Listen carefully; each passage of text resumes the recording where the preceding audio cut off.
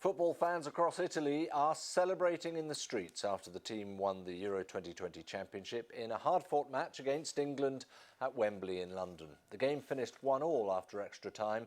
England rather crumbled during the penalty shootout, though, as their last three penalty takers all failed to score. America's West is being scorched by heat as California and Nevada brace themselves for even more record-breaking temperatures. They've already endured the hottest June on record, and forecasters warn that some places, including California and Nevada, will remain dangerously hot, fueling fears of even more wildfires. The British billionaire Richard Branson has successfully flown to the edge of space in his Virgin Galactic rocket plane. He described the flight as magical and said it marked the dawn of a new space age. The United Nations warns of a humanitarian crisis in Ethiopia's Tigray area, saying an extreme lack of food and violence threatens 350,000 people. Hong Kong officials announced an amendment giving them added power to ban movies considered to be a national security threat.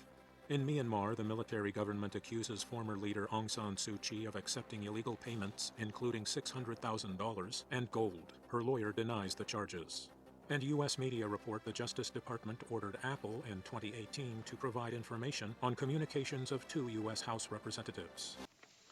We begin here in Japan, where the government on Monday is putting Tokyo under a state of emergency for the fourth time since the coronavirus pandemic began. The latest period will last until August 22nd. Metropolitan government officials are again requesting restaurants and bars to stop serving alcohol and offering karaoke. The officials are also asking people in the capital to refrain from non-essential outings and travel. Recently, more people have been going out in Tokyo, especially at night. On Saturday evening, the number of people around Shibuya's Scramble Crossing was up nearly 50% from last weekend. Tokyo reported 614 new infections on Sunday, up 96 from a week ago. New daily cases in the capital have been up week on week for 22 straight days. The number of patients in serious condition was 61. Serious cases increased among people in their 40s and 50s, but stabilized among people in their 60s and above. Experts attribute these trends to the vaccination drive for the elderly. Inoculations for people in their 40s and 50s have not made as much progress. Depending on the next wave of infections, hospital beds could be suddenly filled again. This is because elderly patients who have not yet been vaccinated tend to be hospitalized. I think the vaccine should have some effect. Meanwhile, a senior government official said municipalities will start accepting applications for documents to certify coronavirus vaccinations from July 26th. These documents are more commonly known as vaccine passports. Indonesia is facing a rapid spread of the Delta variant that was first identified in India. Healthcare workers in Indonesia are being offered the Moderna vaccine for an additional dose. Some have died from the coronavirus despite being fully inoculated with a different vaccine. Most Indonesian healthcare workers have received the vaccine developed by China's Sinovac Biotech. Doctors say 20 workers who are fully vaccinated became infected and died between February and June. Officials hope the booster dose will give healthcare workers maximum immunity to variants. The Indonesian government plans to use 3 million doses donated by the United States. Local governments in Japan are rushing to rethink assignments for about 40,000 Olympic volunteers following the decision to hold most events without fans. The Games will open on July 23rd. Spectators will not be allowed to attend Olympic events in the capital and 5 other prefectures. The cities of Yokohama and Fujisawa in Kanagawa Prefecture have told registered volunteers their work as city guides has been canceled. Many volunteers kept working on the preparations even after the Games were postponed. I'm very sorry we had to cancel their activities with just 2 weeks to go. Tokyo and Chiba Prefecture plan to ask their volunteers to promote local attractions online during the Games, as well as helping out with the Paralympics.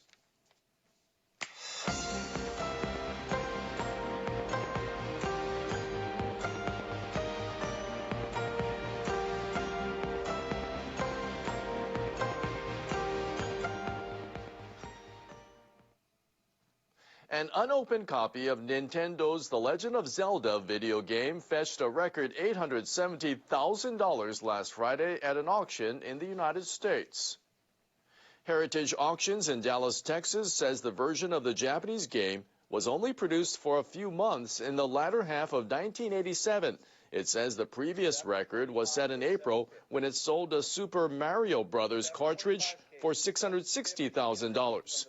French news agency AFP says retro video games have become increasingly popular among collectors in recent years. It says the prices of consoles and cartridges are soaring at auctions. An international team has discovered evidence for a phenomenon called an electron capture supernova. A Japanese researcher headed the team. The discovery confirms a theory developed by a Japanese research team some 40 years ago. A supernova occurs when a star reaches the end of its lifespan and explodes in a phenomenon called gravitational collapse. Nomoto Kenichi of the University of Tokyo and other scientists first came up with the theory of an electron capture supernova some 40 years ago. They showed that an explosion can also occur when the core of a star loses electrons. A Japanese amateur astronomer, Itagaki Koichi, discovered a supernova right after it exploded in 2018. A graduate school student at the University of California, Santa Barbara, Hiramatsu Daichi, and his group analyzed the energy level and the elements released in the explosion. They found it was an electron capture supernova. I'm glad we were able to solve the homework that was assigned 40 years ago through our observations. I think it's significant Japanese experts were able to join forces to achieve this goal. The University of Tokyo's Nomoto also expressed excitement his theory was confirmed. A bookstore that opened over a century ago and became a symbol of Japan-China friendship has been revived in Tianjin, near Beijing. The Uchiyama bookstore was founded in 1917 in Shanghai by Uchiyama Kanzo from Japan. Uchiyama became a good friend of Lu Xun, a leading figure of modern Chinese literature. Lu even found refuge in the store when he was being pursued by the police for political reasons. The store long served as a salon for intellectuals of both countries, and it was closed in 1945 at the end of World War II. A Chinese company worked with the local government to secure the right to use the trademarked name from the store in Tokyo. The grandchild of Lu Xun was invited to the opening ceremony. Uchiyama Bookstore in Shanghai is not re-established yet, but I believe one day it will be, with everybody's efforts. A descendant of Uchiyama Kanzo, Uchiyama Shin, operates the store in Tokyo. He thanked everybody for their efforts to reopen the store in China, fulfilling a dream that spanned decades.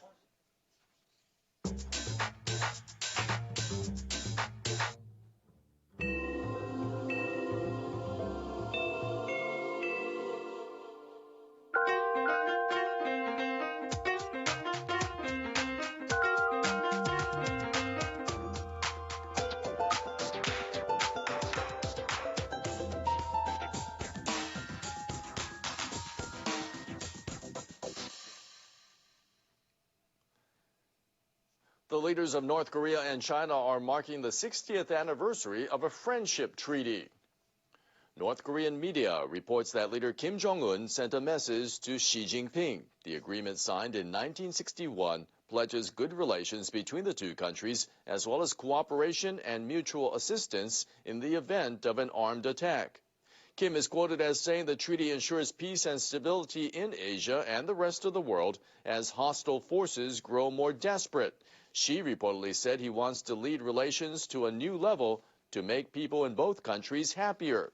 North Korea apparently hopes to emphasize its ties with Beijing to counter the United States, as well as the economic impact of the coronavirus pandemic.